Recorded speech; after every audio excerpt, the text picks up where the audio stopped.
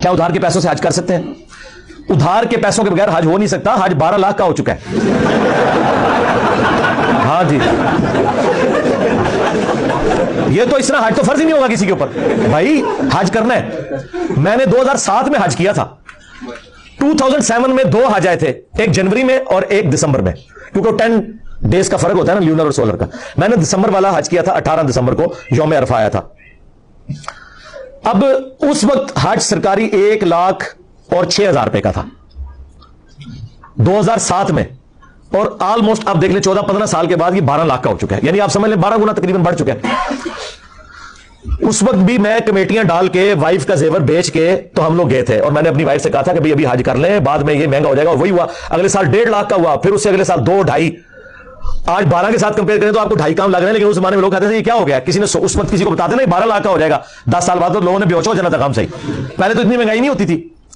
तो उस वक्त भी कमेटियां डालना उधार ही होता है ना। हाँ, तो उधार जरूर उठाएं जो आप उतार सकते हैं। अब एक बंदे की अगर महीने की इनकम 25-30 हजार रुपये है और वो कह रही है 12 लाख का उधार उतार लूं, तो वो कहां से उतारेगा? उसके पर हज फर्ज ही नहीं भाई, घर बैठे।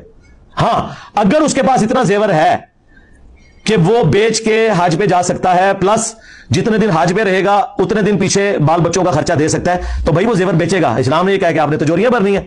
अच्छा, लोगों ने जेवरात रखे होते हैं, प्लॉट्स रखे होते हैं, कहते हैं हमारे पास जमा पूंजी नहीं, हज कहां से करें? अल्लाह के बंदों क्यों आराम मौत मरने लगे हो?